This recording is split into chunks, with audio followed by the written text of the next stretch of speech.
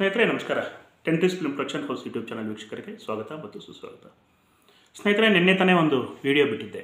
KA07E K1808 sir, ಯಾವುದೋ ಒಂದು vehicle number, story ಸಮೇತ ಹೇಳಿದ್ದೀನಲ್ವ ನಿನ್ನೆ.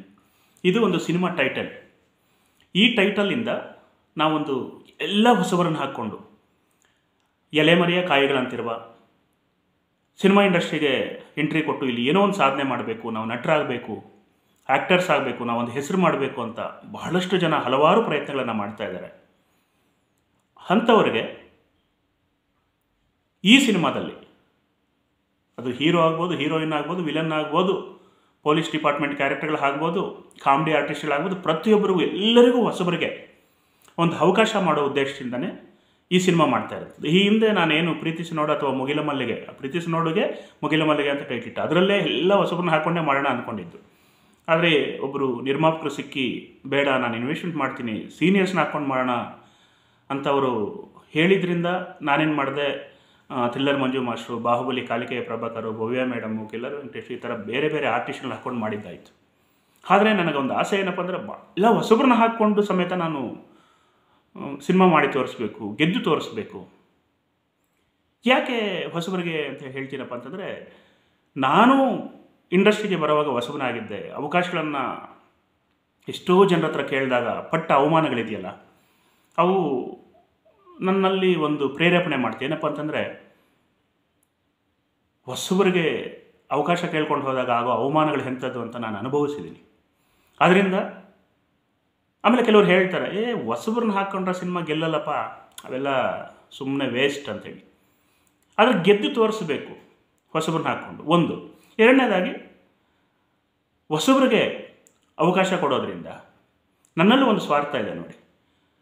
ಹೊಸಬ್ರಿಗೆ, ಅಪ್ಪ ನಿಮ್ಮ ಕಾಸ್ಟ್ಯೂಮ್ ನಿಮ್ದು ಕಂಡ್ರಯ್ಯ ಅಂತಂದರೆ ಅಟ್ಲೀಸ್ಟ್ ಕಾಸ್ಟ್ಯೂಮ್ಸ್ ಅವರು ಪರ್ಚೇಸ್ ಮಾಡ್ಕೊಳ್ತಾರೆ, ಟೈಮ್ ಸರಿಯಾಗಿ ಶೂಟಿಂಗ್ ಲೊಕೇಶನ್ಗೆ ಬರ್ತಾರೆ. ಈಗ ಮೊನ್ನೆ ನಮ್ಮ ಮುಗಿಲ ಮಲ್ಲಿಗೆಯಲ್ಲಿ ಯಾರೋ ಒಬ್ಬರು ಆರ್ಟಿಸ್ಟು, ಸೀನಿಯರ್ ಆರ್ಟಿಸ್ಟು, ಅವರು ಬಂದಿದ್ದು ಎಷ್ಟೊತ್ತಿಗೆ ಗೊತ್ತಾ? 1 ಗಂಟೆಗೆ ಬಂದರು ಲೊಕೇಶನ್ಗೆ. 5 ಗಂಟೆಗೆ ನಾನು ಹೋಗಬೇಕಪ್ಪ ಗಾಂಧಿ, ನಾನು ಹೋಗಬೇಕು ಅಂತಂದರು. ನಾವು ಏನು ಮಾಡೋಕ್ಕಾಗುತ್ತೆ? ಆದರೆ ಅದೇ ಹೊಸಬ್ರಿಗೆ ಅವಕಾಶ ಕೊಟ್ಟರೆ ನಮ್ಮ ಜೊತೆಯಲ್ಲಿ ಇದ್ದುಕೊಂಡು ಟೈಮ್ ಸರಿಯಾಗಿ ಅವರು ಎಂಟ್ರಿ ಕೊಡ್ತಾರಾ? ಎರಡನೇದಾಗಿ, ಈಗ ನಾನು ಸೀನಿಯರ್ ಆರ್ಟಿಸ್ಟ್ಗೆ ಯಾರಿಗೋ ಒಬ್ರಿಗೆ ಅವಕಾಶ ಮಾಡಿಕೊಟ್ಟಿದ್ದೀನಿ ಅಂದ್ಕೊಳ್ಳಿ, ಇದರಲ್ಲಿ ಆ್ಯಕ್ಟ್ ಮಾಡಿದ್ರು ಅಂದ್ಕೊಳ್ಳಿ, ಅಟ್ಲೀಸ್ಟ್ ಅವರು ಫೇಸ್ಬುಕ್, ಇನ್ಸ್ಟಾಗ್ರಾಮಲ್ಲಿ ಅವ್ರ ಸ್ಟೇಟಸಲ್ಲಿ ಸಮೇತ ಆ ಪಿಕ್ಚರ್ ಬಗ್ಗೆ ಹಾಕ್ಕೊಡೋದಿಲ್ಲ. ಅದೇ ಹೊಸಬ್ರಿಗೆ ಅವಕಾಶ ಮಾಡಿಕೊಟ್ಟೆ ಅಂದ್ಕೊಳ್ಳಿ, ಒಂದು 100 ಜನಕ್ಕೆ ಅವ್ರು ಪಬ್ಲಿಸಿಟಿ ಮಾಡ್ಕೊಳ್ತಾರೆ. ಸಿನಿಮಾ ರಿಲೀಸ್ ಆದಾಗ ಅವ್ರ ಕುಟುಂಬ, ಅವ್ರ ಫ್ರೆಂಡ್ಸ್ಗಳಿಗೆ ಹೇಳ್ತಾರೆ, ನಾನು ಸಿನಿಮಾ ರಿಲೀಸ್ ಆಗಿದೆ ನೋಡಿ ಇಂಥ ಟ್ಯಾಕೀಸಲ್ಲಿ ಅಂತ ಹೇಳ್ತಾರಾ? ಅಲ್ಲಿ ಒಂದು ಸಿನಿಮಾ ಸಕ್ಸಸ್ಗೆ ಒಂದು ಕಾರಣ ಆಗುತ್ತಾ? ಅವ್ರಿಗೆ ತಿದ್ದಿ ತೀಡಿ ಹಂಗಲ್ಲ ಕಂಡ್ರು ಹೀಗೆ ಅಂತೆಲ್ಲ ಹೇಳ್ಬೋದು. ಅದೇ ಸೀನಿಯರ್ಸು, ಇಲ್ಲಪ್ಪ ಇದೇ ಚೆನ್ನಾಗಿರುತ್ತೆ ಮಾಡ್ಕೊ ಅಂತಾರೆ. ಆದರೆ ಒಬ್ಬ ಡೈರೆಕ್ಟರ್ ಮೈಂಡಲ್ಲಿ ಹೀಗೇ ಬೇಕು ನನಗೆ ಸೀನು ಅಂತ ಒಂದು ಮೈಂಡಲ್ಲಿರುತ್ತೆ. ಆ ರೀತಿ ತೆಗೆಯೋಕ್ಕಾಗೋದಿಲ್ಲ. ಯಾಕಂದರೆ ಸೀನಿಯರ್ ಏನು ಮಾಡ್ತಾರೆ, ಹಿಂಗೆ ಚೆನ್ನಾಗಿರುತ್ತೆ ತಗೊಳ್ಳೆಯ ಅಂತಾರೆ. ಆಯ್ತಣ್ಣ ಅನ್ಬೇಕು ನಾವು, ಆಯ್ತಕ್ಕ ಅನ್ಬೇಕು. ಆದರೆ ಹೊಸಬ್ರಾದರೆ ಹಂಗಲ್ಲ ಕಂಡ್ರು, ಹೀಗೆ ಮಾಡೋಣ, ಚೆನ್ನಾಗಿರುತ್ತೆ, ನಾವು ಸಕ್ಸಸ್ ಆಗ್ತೀವಿ ಅಂತೇಳಿ ಹೇಳ್ಬೋದು. ಫ್ರೆಂಡ್ಲಿ ಇರ್ಬೋದು, ಒಗ್ಗಟ್ಟಾಗಿ ನಮ್ಮದೇ ಅಂತ ಕೆಲಸ ಮಾಡ್ಬೋದು. ಸುಮಾರು 10 ದಿನ ಮಾಡೋ ಶೂಟಿಂಗ್ನ 5 ದಿನದಲ್ಲಿ ಮುಗಿಸ್ಕೋಬೋದು. ಇಲ್ಲಿ ಇನ್ನೂ ಒಂದು ಪ್ರಶ್ನೆ ಎದುರಾಗ್ಬೋದು, ಸರ್ ಹೊಸಬ್ರಲ್ಲವ ಸರ್, ಆ್ಯಕ್ಟಿಂಗ್ ಗೊತ್ತಿರೋದಿಲ್ಲ, ಅವಾಗ 10 ದಿನ ಮಾಡೋದು 20 ದಿನ ಆಗಿಬಿಡುತ್ತಲ್ವಾ? ಅದಕ್ಕೋಸ್ಕರನೇ ಈ ವಿಡಿಯೋ ಬಿಡ್ತಾ ಇದ್ದೀನಿ. ಏನಪ್ಪ ಅಂತಂದರೆ, ಜಾಯಿನ್ ಅವರ್ ಟೀಮ್, ನಮ್ಮ ಸಿನಿಮಾ ಟೈಟ್ಲು ಜೊತೆಗೆ ನನ್ನ ನಂಬರು ಕೊಟ್ಟಿದ್ದೀನಿ. ಏನಕ್ಕೆ ನಮ್ಮ ಟೀಮ್ ಜೊತೆಗೆ ಜಾಯಿನ್ ಆಗಬೇಕು, ಸ್ನೇಹಾಲಯ ಟೀಮ್ ಜೊತೆಗೆ ಅಂತೇಳಿ ಹೇಳ್ತೀನಪ್ಪ ಅಂತಂದರೆ, ಈ ಸಿನಿಮಾ ವಿಷಯಕ್ಕೆ ಬೇರೆ ಬಿಟ್ಬಿಡಿ. ನಾನು ಬಹಳಷ್ಟು ವೀಡಿಯೋಗಳು ಬಿಟ್ಟಿದ್ದೀನಿ, ನಮ್ಮ ಜೊತೆ ಸೇರಿ ಹಾಗೆ ಮಾಡೋಣ ಹೀಗೆ ಮಾಡೋಣ ಅಂತ ಹೇಳ್ಬಿಟ್ಟು. ಕೆಲವರೆಲ್ಲ ಜಾಯಿನ್ ಆಗಿದ್ದಾರೆ, ಜೊತೆ ಸೇರಿ ಮಾಡ್ತಾಯಿದ್ದೀವಿ. ಮುಗಿಲ ಮಲ್ಲಿಗೆ ಈ ರೇಂಜಿಗೆ ಬರಬೇಕು ಅಂದರೆ ಅದೇ ಕಾರಣ. ಕೆಲವ್ರಿಗೆ ಅರ್ಥ ಆಗೋದಿಲ್ಲ. ಮುಗಿಲ ಮಲ್ಲಿಗೆ ಅದು ವೀಡಿಯೋ ನಾನು ಬಿಟ್ಟಾಗ 33,000 ಅಂದಾಗ 33 ಅಂದರೆ 3 ನಾಮ ಹಾಕಿ ಹೊಟ್ಟೋಗ್ಬಿಡ್ತಾನೆ ಡೈರೆಕ್ಟ್ರು ಅಂದರು. ಇವತ್ತು ಪಿಕ್ಚರ್ ಕಂಪ್ಲೀಟಾಗಿ ಎಡಿಟಿಂಗ್ ಮಾಡಿದ್ವಿ, ಇನ್ನು ಪ್ಯಾಚ್ ವರ್ಕ್ ಇದೆ. ಬಿಡಿ, ಅದೆಲ್ಲ ಬಿಡಿ, ಈ ಸಿನಿಮಾ ಬಗ್ಗೆ ಯೋಚನೆ ಮಾಡೋಣ. ಈ ಜಾಯಿನ್ ಅವರ್ ಟೀಮ್ ಏನಕ್ಕೆ ಜಾಯಿನ್ ಆಗಬೇಕು ಅಂತಂದರೆ, ಇದರಲ್ಲಿ ನಿರ್ದೇಶನ ಡಿಪಾರ್ಟ್ಮೆಂಟಲ್ಲಿ ಕೆಲಸ ಕಲಿಯೋಂಥವ್ರಿಗೂ ಒಂದು ಒಳ್ಳೆಯ ಅವಕಾಶ ಇದೆ. ಕಲಾವಿದರಾಗಿ ಈ ಸಿನಿಮಾದಲ್ಲಿ ಬಹಳಷ್ಟು ಜನಕ್ಕೆ, ಪ್ರತಿಯೊಬ್ಬರು ಹೊಸಬರೇ, ಎಲ್ಲರೂ ಹೀರೋ ಸಮೇತ ಹೊಸಬ. ಅವರಿಗೆ ಆ್ಯಕ್ಟಿಂಗ್ ಬರಲ್ಲ ಅಂದಾಗ ಟ್ರೈನಿಂಗನ್ನು ಕೊಟ್ಟು ಅವರಿಗೆ ಈ ಸಿನಿಮಾದಲ್ಲಿ ಅವರಿಂದ ಪಾತ್ರವನ್ನು ಮಾಡಿಸೋಕ್ಕೆ ಸಮೇತ ಹೊರಡ್ತಾ ಇದ್ದೀನಿ. ಆಮೇಲೆ ಎಲ್ಲೋ ಸರ್ ನಾನು ನಮ್ಮದು Ballari sir, Bidar sir, Gulbarga sir, ನನಗೆ ಇಂಟ್ರೆಸ್ಟ್ ಇದೆ ಸರ್, ಅದಲ್ಲ. ಡೈರೆಕ್ಟಾಗಿ ಮನುಷ್ಯನ ನೋಡಬೇಕು. ಅವರನ್ನು ನೋಡಿದಾಗ ಅವ್ರ ಹೈಟು, ಅವ್ರ ಪರ್ಸ್ನಾಲಿಟಿ, ಅವ್ರು ನಡೆಯೋ ವಿಧಾನ, ಮಾತಾಡೋ ರೀತಿ, ಇವುಗಳು ನಮಗೆ ಹೇಳುತ್ತೆ ಅವ್ರಿಗೆ ಏನು ಪಾತ್ರವನ್ನು ಇದರಲ್ಲಿ ಮಾಡಿಸ್ಬೋದು. ನಾವು ಅವ್ರನ್ನ ಯಾವ ರೀತಿ ನಾವು ನಮ್ಮ ಸಬ್ಜೆಕ್ಟ್ಗೆ ಇನ್ವಾಲ್ವ್ ಮಾಡ್ಕೋಬೋದು, ಈ ಎಲ್ಲ ಮೈಂಡ್ ನಮಗೆ ಬರುತ್ತೆ. ಆದ್ದರಿಂದ ನಾವು ನಿಮ್ಮನ್ನು ಏನಕ್ಕೆ ಇನ್ವೈಟ್ ಮಾಡ್ತೀವಿ ಅಂತಂದರೆ, ನಿಮ್ಮನ್ನು ಡೈರೆಕ್ಟಾಗಿ ಒಂದು ಸರಿ ನೋಡಿದಾಗ,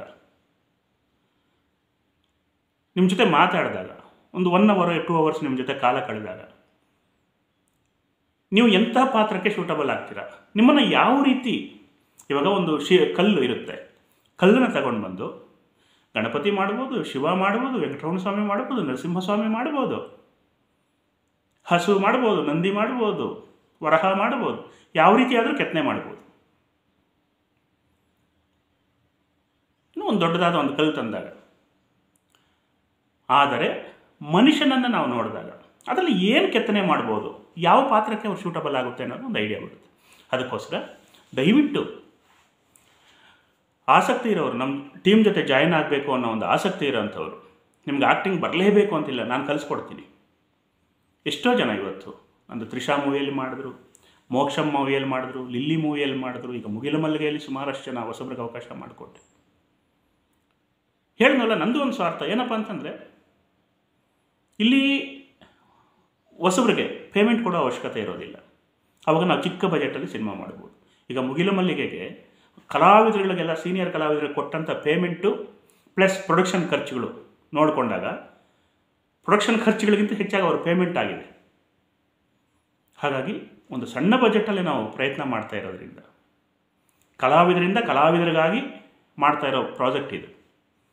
ಹಾಗಾಗಿ ಸಿನಿಮಾ ಇಂಡಸ್ಟ್ರಿಯಲ್ಲಿ ಏನಾದರೂ ಒಂದು ಸಾಧನೆ ಮಾಡಬೇಕು ಅನ್ನೋ ಒಂದು ಅಚ್ಚಲವಾದ ಒಂದು ಗುರಿಯನ್ನು ಇಟ್ಕೊಂಡಿರೋರು ಮಾತ್ರ ದಯವಿಟ್ಟು ಬನ್ನಿ, ನಮ್ಮ ಟೀಮ್ ಜೊತೆ, ಸ್ನೇಹಾಲಯಂ ಟೀಮ್ ಜೊತೆ ಜಾಯಿನ್ ಆಗಿ ನಾವೆಲ್ಲರೂ ಸೇರಿ ಒಂದು ವಾರ ಟ್ರೈನಿಂಗ್ ತಗೊಂಡೆ ಆಮೇಲೆ ಶೂಟಿಂಗ್ ಪ್ರಾರಂಭ ಮಾಡೋಣ.